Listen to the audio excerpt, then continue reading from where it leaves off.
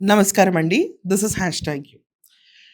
ఇక్కడ బచ్చలకూరి జోసెఫ్ని తీసుకెళ్ళిపోయేమో సర్పవరం, మచిలీపట్నం, దాని తర్వాత పిఠాపురం, గన్నవరం, ఇన్ని పోలీస్ స్టేషన్లో కేసులు నమోదైన. ఇది కాకుండా జన సైనికులు చాలా ఆగ్రహం మీద ఉన్నారు. జన సైనికులు అందరూ కూడా ఇతని పైన 100 దాకా కేసులు నమోదవుతాయి, అతనైతే 35 దాకా కేసులు నమోదవుతాయి నా పైన అని డిసైడ్ అయిపోయాడు. దాని తర్వాత ఉపా కేసు నమోదైంది.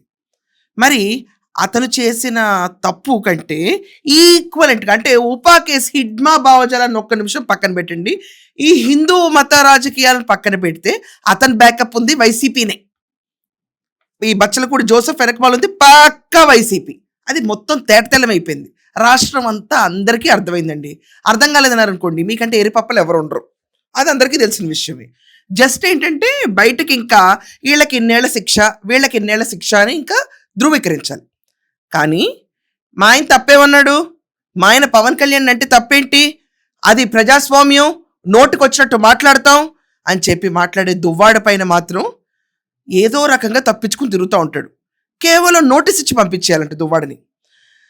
30వ తారీఖున అటెండ్ అవ్వాల్సింది క్యాండిడేట్ ఇన్వెస్టిగేషన్. ఆ రోజు నిజంగా అరెస్ట్ అయిపోయేవాడు, ప్రాపర్గా అరెస్ట్ అయ్యేవాడు. కానీ ఆ రోజు తప్పించుకున్నాడు. తప్పించుకుని ఈ ప్రవృద్ధుడు డేట్లు ఇస్తాడు.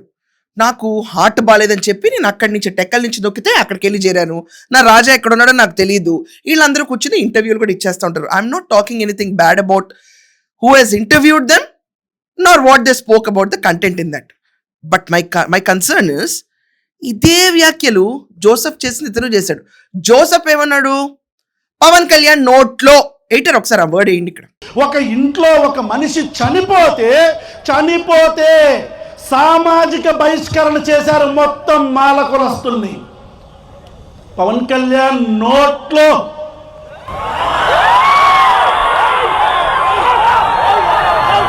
రెచ్చిపోయి ఉప ముఖ్యమంత్రి గురించి మాట్లాడాడు. దాని తర్వాత అందరం పోరాడం. ఎలా మాట్లాడతాడు ఈ బచ్చలకూడి జోసెఫ్ అని. ఈ దువ్వాడ చెప్పు చూపించి మాట్లాడాడు. ఇతని వెనక వాళ్ళందరూ కూడా వైసీపీ చెప్పు చూపించి మాట్లాడాడు. లిటరలీ దమ్ముందా నా కొడక, నా కొడక లోకేష్ గడికి బట్టలు తుక్కోరా నా కొడక, వాళ్ళ ఇంట్లో వెళ్ళి బుట్ పాలిష్ చేసుకోరా. పవన్ కళ్యాణ్ గారిలో ఒక్క విషయం నిజంగా మెచ్చుకోవాలండి. కులం మతం అన్న విషయం పక్కన పెట్టి ఏ తప్పుడు పని చేస్తాడన్నా ఒకే రకంగా ట్రీట్ చేయాలన్న వర్డ్ అసలు ఒక పొలిటికల్ మూమెంట్. నిజంగా కూటమి ప్రభుత్వం ఈ రోజుకి ఇంత ఆదరణ పొందుతుందంటే దాంట్లో చాలామంది చాలా స్టాండ్స్ తీసుకున్నారు. చంద్రబాబు నాయుడు గారు, లోకేష్ గారు పెట్టుబడులు ఆర్థికంగా బలపరచటం, అమరావతి ప్రధానంగా ఉంచుకోవటం, at the same time state development, 2 లక్షల ఉద్యోగాలు, వీటిపైన 20 లక్షల ఉద్యోగాలు, వీటిపైన ఫోకస్ చేసుకుంటూ వెళ్తున్నారు. కానీ పవన్ కళ్యాణ్ గారు కూడా అదే రీతిలో ఫోకస్ చేసుకుంటూ వెళ్తున్నారు. అండ్ ఆయన కులం మతం అనే వర్డ్ని పక్కన పడేశారు. ఇది చాలా మందికి, అంటే కాపులకు కొంతమందికి బాధ వచ్చింది, కొంతమందికి అదేంటి మమ్మల్ని పక్కన పడేస్తారని. ఆయన పక్కన పడేలా, ఆయన ఏమన్నారు అక్కడ వర్డు, ఇక్కడ కులం అన్న ప్రస్తావన తప్పు చేసిన విషయంలో తీసుకురావటం ఏంటి అన్నారు. అయితే పవన్ కళ్యాణ్ గారు ఒక స్టేట్మెంట్ చేశారు. శ్రీకాకుళంలో అతను ఎమ్మెల్యేనో ఎమ్మెల్సీనో నాకు తెలియదు, అతని పైన కేసు నమోదు చేశారని. ఏంటి అది చిన్న బయట ఏంటి ఇక్కడ. శ్రీకాకుళంలో ఇలా మాట్లాడుతూ ఉంటే ఆయన ఎమ్మెల్యే అనుకుంటా, ఎమ్మెల్సీ గుర్తురాలేదు, ఆయన ఇష్టం వచ్చిన మాట్లాడుతూ సడన్గా అరెస్ట్ చేయగానే అసలు ఆ కేసు కూడా నా మీద పెట్టారంట, నన్ను తిడితే పెట్టారంట, నాకు అది కూడా తెలియదు. నాకు ఏదో ఒకట్లే. దానికి మొన్న వాళ్ళు అంటున్నారు, ఏంటి మా ఆయన ఎక్కడ ఉంటాడు మీకు తెలియదా, ఎమ్మెల్యేనా ఎమ్మెల్సీనా, ఎవరికి గుర్తుంటుందా, ఎవరికి గుర్తుంటుంది ఈ దువ్వాడు ఎక్కడ ఉంటాడని.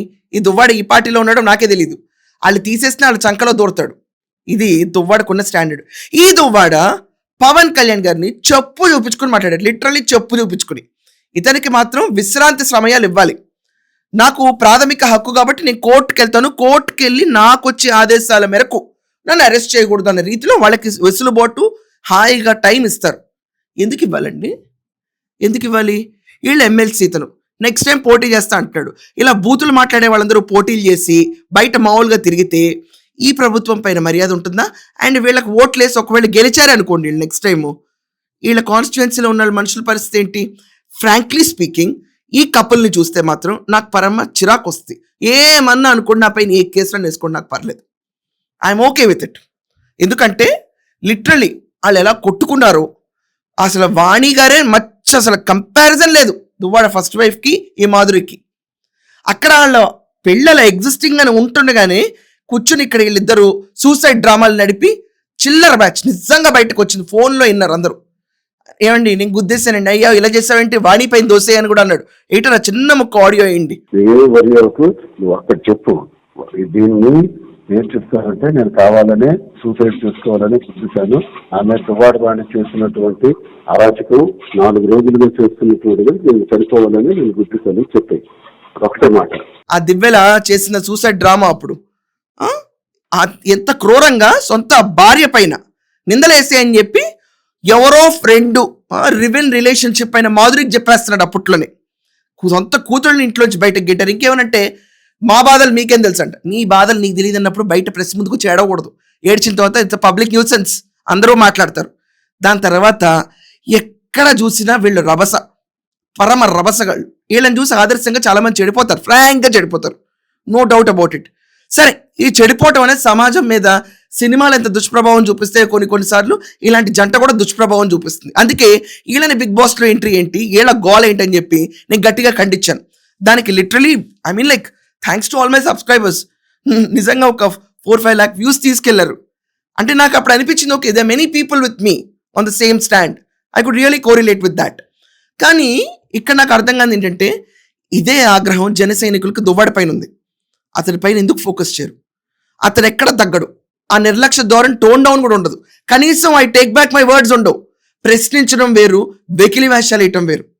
కానీ ఇతను మాత్రం ఎక్కడ పోలీస్ స్టేషన్కి వెళ్ళి మొన్న లిటరలీ 30th అరెస్ట్ అయ్యేవాడండి.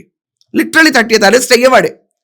అంటే ఏ లెవెల్లో హైప్ ఇచ్చుకుంటున్నారంటే ఇతని గురించి మాట్లాడటం అసలు ప్రథమంగా నా తప్పు.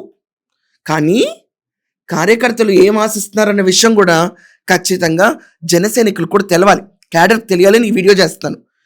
బచ్చలకూరి జోసెఫ్ని ఎలా పెట్టారో దువ్వాడని కూడా అలా లోపల పెడితే ఇంకొకసారి ముఖ్యమంత్రి, ఉప ముఖ్యమంత్రి, మంత్రుల పైన చెలరేగిపోయి మాట్లాడే వాళ్ళందరూ నోటికి జిప్పేసి కూర్చుంటారు. మేబీ ఆ ఒక్కరోజు కొంచెం చిల్లర గోళ జరుగుద్ది రాష్ట్రంలో. ఆ మాధురి చేసే చిన్న చిన్న డాన్సులు ఉంటాయి అంతే.